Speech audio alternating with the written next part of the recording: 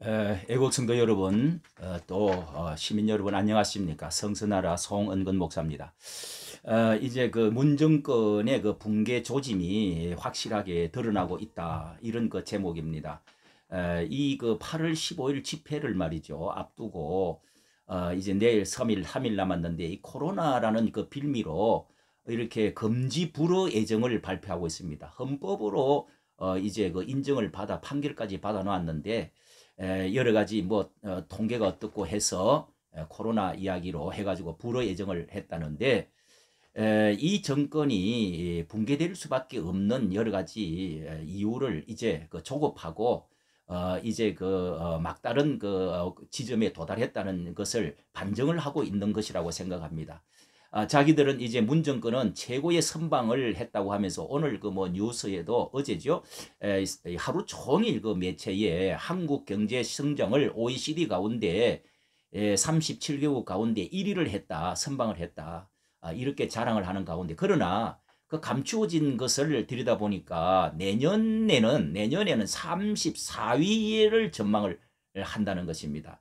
그런 것을 빠뜨리고, 또 국가 빚이 앞으로 이렇게 추경을 여러 번 해가지고 지금 나눠주게 해서 이제 빚을 110조, 120조를 이렇게 지금 이렇게 써버리고 말이죠. 주택 시장도 안정이 된다, 이렇게 지금 말을 하는데 누가 그걸 믿겠습니까? 지금 난리인데요.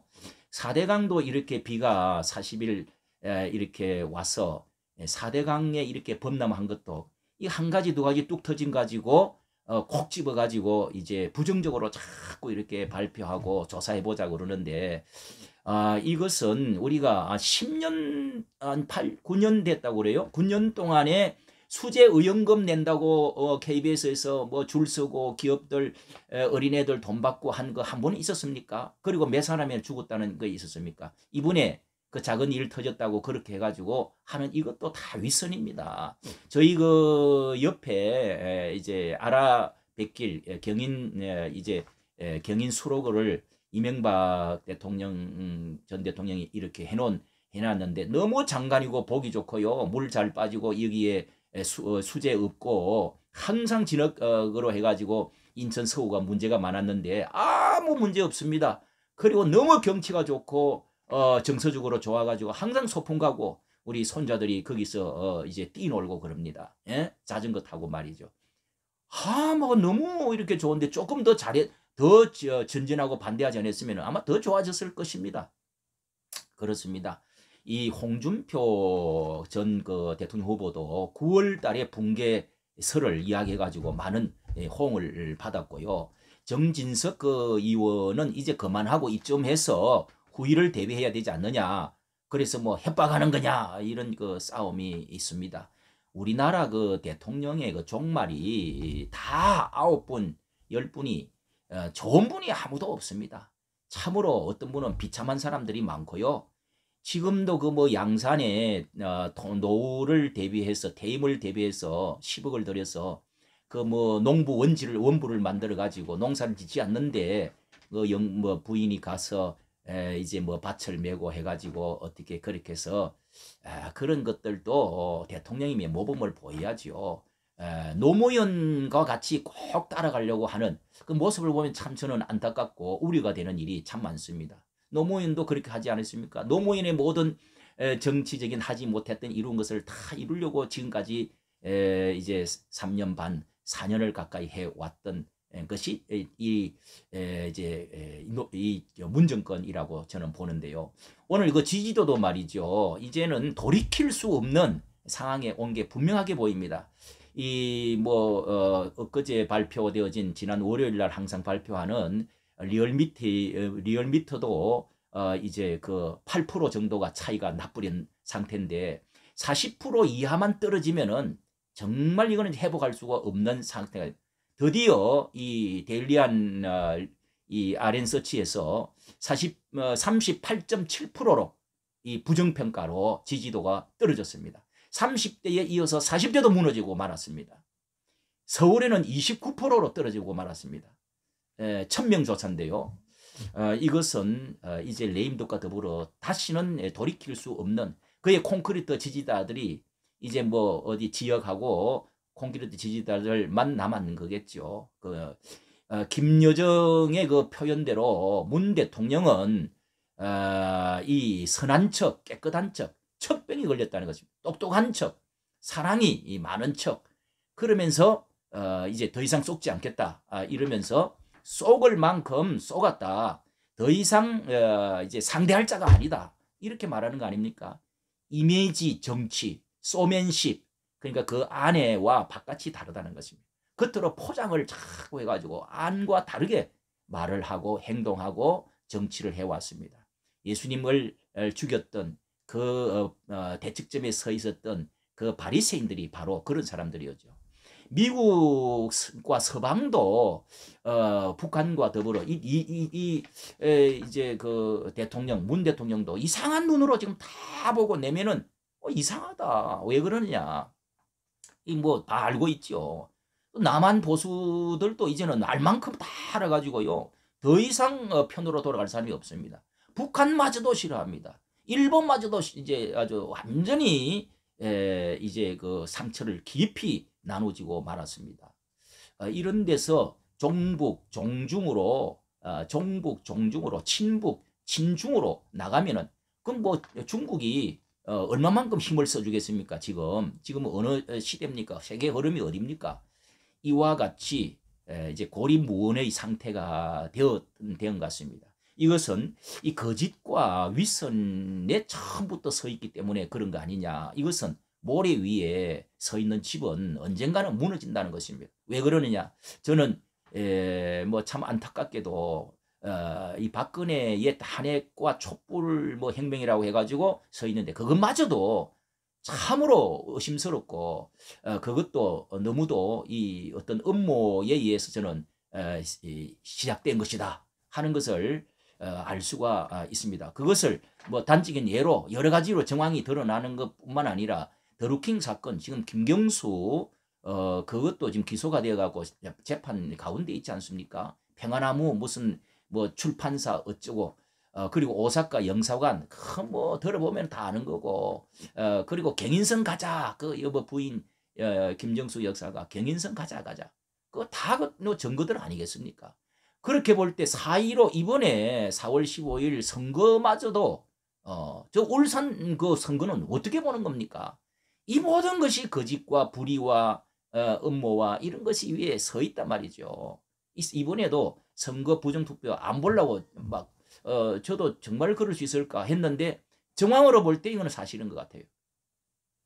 이렇게 뿐만 아니라 이 아무리 이승만을 부정하고 또 나라의 건국을 생일을 부정하고 이렇게 더불어 우리 민족끼리 북한과 고려 연방제 해자 평화가 제일 뭐 전쟁보다 더 낫다 뭐 이러면서 해도 이런 모든 것이 우리가 국민의 수준이 학문적인 수준이 지금 그 젊은 청년 학생들이 무슨 이런 민주주의를 못 배웠 그 과거를 모른다고 하지만은 그러나 어떤 상황에 가면은요 너무도 우리가 자유를 맛보고 이 부요를 맛보고 이런 단계에서 언젠가는 이 젊은 층도 그렇게 다 어느 정도 낮은 단계 무슨 연방제로 가면 아니 그렇게 어느 상황에 가면은요 다 돌아섭니다. 이거는 정광훈 목사님 말대로 맞는 것이죠.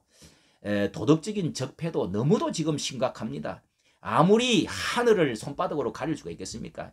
조국의 이 문제 그리고 또 이 윤미향 이런 문제 도덕적인 이런 또 이제 미투의 이런 문제들도 아무리 가려놓고 그런다고 해서 지금 될 문제가 아니죠.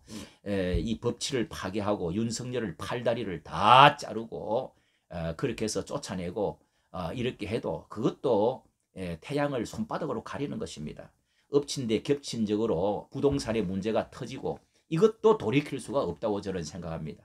회복되어질 수가 있겠습니까?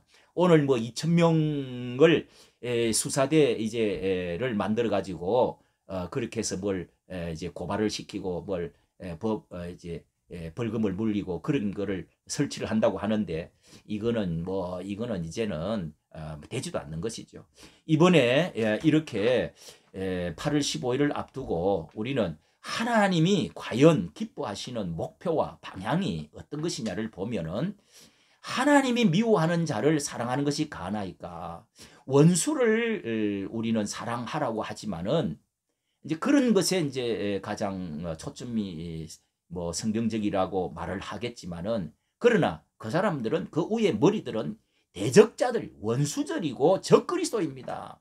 성경에는 원수를 사랑하라 했지만은 대적을 사랑하지 않는, 그 대적 마귀를 대적하라, 물리치라, 싸우라, 전쟁하라 그랬지. 예? 이거를 알아야 됩니다. 주의 종은 선지자의 강한 그 메시지를 시대마다 종말에 항상 선지자를 보내어서 외칩니다. 세례 요한이 마지막 선지자로 외치다가 불의를, 그 왕들에 대해서 헤롯 왕과 이런 그 왕에 대해서 불의를 말하다가 이 목을 참수를 해서 그렇게 해서 죽었습니다. 감옥에 갇히고요. 그리고 너무 이 대통령은 냉혹했습니다. 적에는 관대하고 형제에게는 내부에는 너무도 냉혹했다. 이런 것을 그가 참 선하고 인상이 좋고 또 이 국선 저 변호사 이런 그 참 민족을 위한 어떤 그 어려운 변호사를 해왔던 뭐 그런 것에서 많은 그 표가 있었을 건데 실제는 그렇지 않습니까? 예, 이것도 위선에 속한 것입니다. 다윗 왕과 사울 왕을 잘 비교해보면 해답이 들어 있습니다. 이 사울 왕은 법대로, 율법대로 모든 사람을 죽이고 군대만 강화시키고 뭘 이렇게 해서 냉혹했습니다. 그런데 그 다윗의 그 선한 그 사람을 결국은 죽이려고 수많은 사람을 그렇게 음모를 꾸미고 찾아다녔는데, 그러나 다윗은 결코 그 사람과 대적하지 아니하고 간용했습니다. 결국은 전쟁에서 그가 죽고 나도 그의 후손 자식들까지도 끌어안았습니다. 원수 아닙니까? 대적 아닙니까? 그런데도 형제이기 때문에, 같은 피기 때문에 동족과는 난 싸우지 않는다. 끌어안았습니다. 예, 얼마나 많은 비교가 됩니까? 그리고 그의 자식들이 그렇게 하니까 결국은 그 죽이려고 했던 사울 왕의 아들과 큰 딸이 다 자기의 편이 되었습니다. 아버지 그러면 안 된다고. 예? 그러고 나서 나중에 자기가 왕이 되어서 이 남쪽의 모든 백성들을 잘 끌어안고 그 다음에 북쪽에도 관용을 베풀었더니 그럼 북쪽에 있는 모든 사람들이 무릎을 꿇고 다 찾아와서 무릎을 꿇고 왕이 되어 달라고 했습니다. 그래서 남북 통일의 왕이 되었습니다.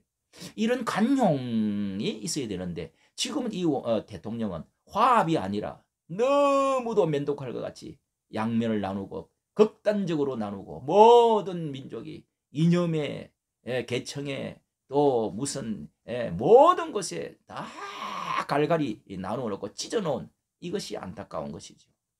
그 이제 이 다윗이 왕이 되어 가지고 아들이 또 음모를 꾸며서 국민 얼마와 함께 백성들이 같이 왕궁을 쳐들어왔는 반역을 일으켰죠. 그때도 그 아들과는 싸우지 않았습니다. 아들이기 때문에, 내 백성이기 때문에 왕궁을 비워주면, 그래서 그 신하들이 그것을 알고 결국은 문제를 해결해 주었죠. 오늘 우리 문 대통령 끝이 좋아지기를 바라고 8월 15일 이 집회를 앞두고 이렇게 막는다고 해서 상위법 헌법에 이 헌법으로 이렇게 집회 결사 자유 20조가 그것이 되어지지 않고 지금까지 코로나 한 명 야외에서 그 많은 작년에 했는데도 걸리지 않았는데, 이런 것은 종로경찰서 그리고 구청 이 모든 종로구청 이 모든 사람들도 반드시 언젠가는 후회하는 날이 오게 되지요. 이렇게 하면 안 되지요. 나와서 국민들을 다시 한번 끌어안고 다시 한번 이제 이쯤에서 후위를 대비할 수 있는 그런 대통령이 되기를 간절히 바랍니다. 감사합니다.